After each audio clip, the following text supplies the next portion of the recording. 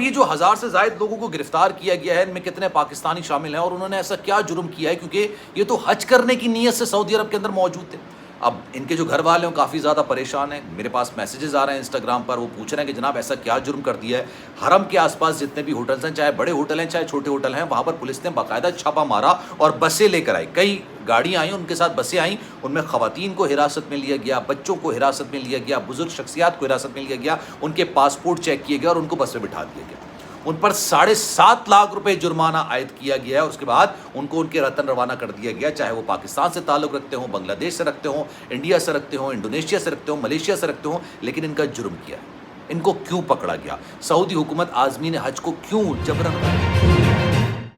بسم اللہ الرحمن الرحیم، السلام علیکم، آپ سبھی کو خوش آمدید۔ میں ہوں سلمان مرزا اور آپ دیکھ رہے ہیں میرا یوٹیوب چینل اور Facebook page sum up with Salman Mirza. جناب والا، کیا حال ہیں آپ کے؟ کیسے ہیں آپ لوگ؟ میں امید کرتا ہوں، دعا کرتا ہوں آپ جہاں ہوں خیر و عافیت سے ہوں، صحت مند ہوں، تندرست ہوں، اور یہ ویڈیو دیکھنے کے لیے آپ سبھی نے وقت نکالا ہے۔ ویڈیو کے آغاز میں تہہ دل سے آپ سبھی کا میں شکریہ ادا کرتا ہوں۔ جناب یہ خبر کل سے کافی زیادہ وائرل ہے اور یہ کافی زیادہ تشویشناک اور حیران کن خبر بھی ہے، پریشان کن خبر بھی ہے ان لوگوں کے لیے جن کے پیارے اس وقت حج کی سعادت حاصل کرنے کے لیے سعودی عرب کے اندر موجود ہیں۔ خبر کچھ اس طرح کی ہے کہ سعودی عرب نے کئی عازمین حج کو حراست میں لے لیا ہے۔ انہوں نے حرم کے اطراف میں جو ہوٹلز ہیں وہاں پر چھاپے مارے اور چھاپے مارنے کے بعد کئی عازمین حج کو حراست میں لیا گیا، ان کو بسوں میں لوڈ کیا گیا اور ان کو نامعلوم مقام پر منتقل کر دیا گیا۔ ان پر تقریباً 7.5 لاکھ روپے جرمانہ عائد کیا گیا ہے۔ اگر وہ جرمانہ نہیں دیں گے تو ان کو جیل میں بند کر دیا جائے گا، اور ان کی معاونت کرنے والوں پر آپ یہ دیکھیے کہ 6 مہینے کی سزا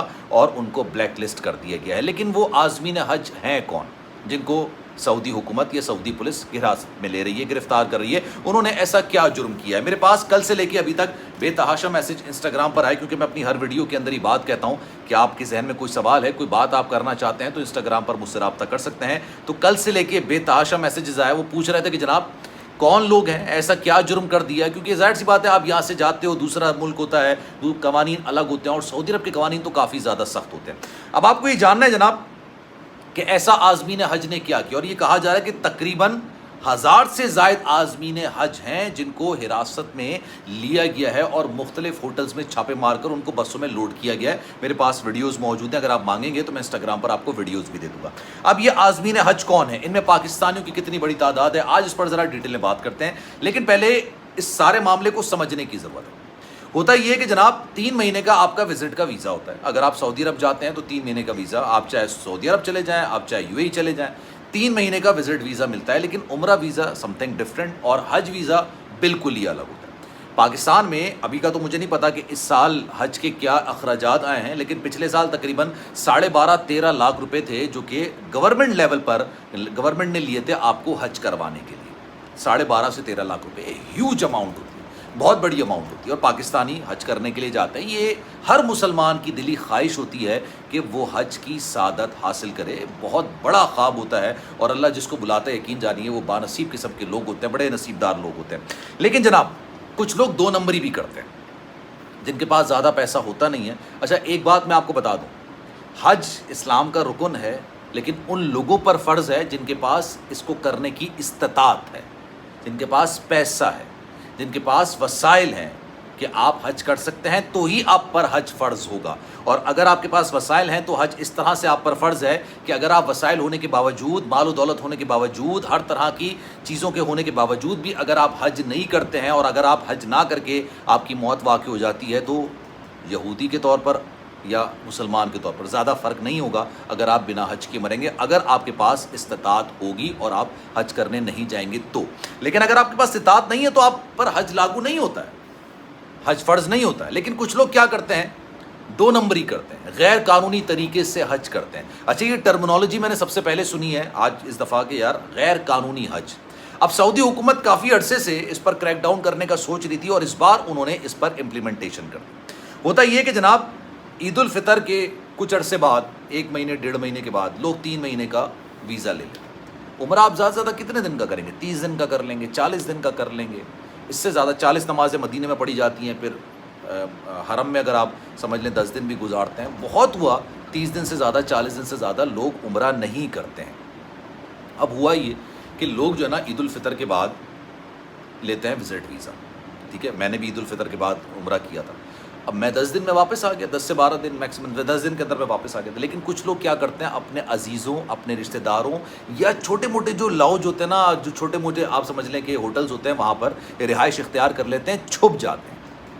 وہ چھپ جاتے ہیں، وہ اپنے آپ کو سعودی عرب سے ایگزٹ نہیں کرواتے ہیں. اور پھر جیسے ہی حج سیزن آتا ہے، حج سیزن میں باہر نکلتے ہیں اور اس کے بعد وہ حج پرفارم کرتے ہیں. یہ ایک طویل عرصے سے چلا آ رہا تھا.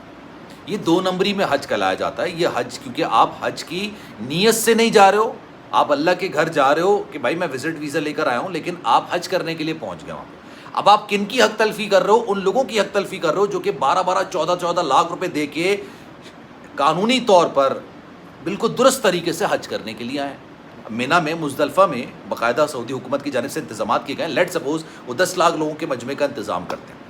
1-1.5 لاکھ اس طرح کے ہوتے ہیں جو کہ آ کے وہاں پر رہتے ہیں اور چپکے سے نکل کر آ جاتے ہیں. اس میں کچھ مقامی بھی ہیں اور غیر مقامی بھی ہیں. وہ لوگ ان میں مکس ہو جاتے ہیں. اب سوچئے وہ لوگ ان کی حق تلفی کرتے ہیں جو کہ باقاعدہ طور پر 14 لاکھ روپے دے کے حج کرنے کے لیے سعودی عرب میں موجود ہوتے ہیں. اور ظاہر سی بات انتظامات، اگر آپ نے فرض کریں شادی گھر کے اندر آپ نے 500 کا ہال بک کیا، ایک دم سے 1000 لوگ آ جائیں تو آپ انتظامات درم برم ہو جائیں گے آپ کے.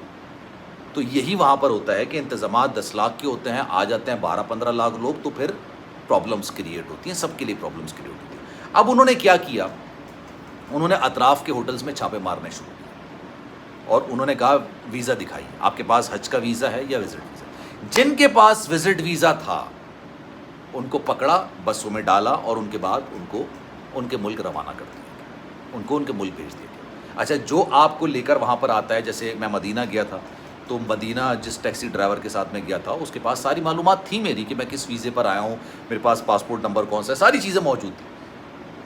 اسی طریقے سے آپ بھی وہاں پر جائیں گے تو آپ کی بھی تمام قوائف جو ہے وہ ٹیکسی ڈرائیور یا ہوٹل والے کے پاس تمام چیزیں ہوتی ہیں. تو جس ہوٹل والے کے پاس آپ کی معاونت کا الزام لگ جائے گا کہ بھائی اس کو پتہ تھا کہ آپ وزٹ ویزے پہ ہو اور آپ یہاں چھپے ہوئے ہو، اس کا تو ستیہ ناش کر دیں گے. وہ 6 مہینے کی قید ہے اور بلیک لسٹ کر دیں گے ان کو. جس ٹیکسی ڈرائیور کو پکڑیں گے اس کو 6 مہینے کی قید ہے اور اس کو بلیک لسٹ کر دیں گے.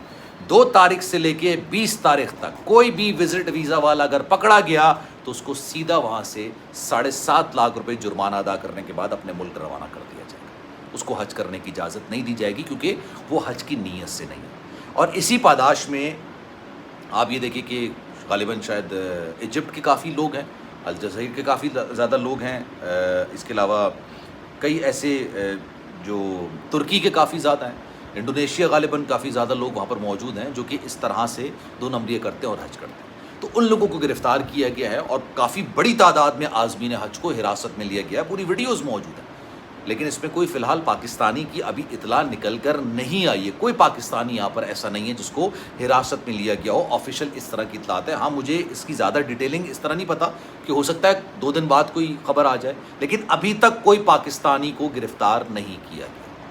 خیر جناب، اس بارے میں آپ کی رائے کیا ہے؟ میں چاہوں گا کہ کامنٹ سیکشن میں اپنی رائے کا اظہار ضرور کیجیے گا. سلمان مرزا کو دیجیے اجازت. زندگی رہی، صحت رہی، آپ کی دعائیں رہیں تو انشاءاللہ آپ سے پھر ملاقات ہوگی. جانے سے پہلے ایک بات میں آپ کو ضرور کہتا ہوں، میں وہاں پر گیا ہوں. زندگی انسان کی تبدیل ہو جاتی ہے، بدل جاتی ہے. میں نے بہت سارے لوگوں کے بہت سارے عقیدے دیکھے. جنت البقیع، کئی صحابہ کرام وہاں پر ان کو وہاں پر دفن کیا گیا. کئی صحابہ کرام وہاں پر موجود ہیں، ان کی قبریں وہاں پر موجود ہیں.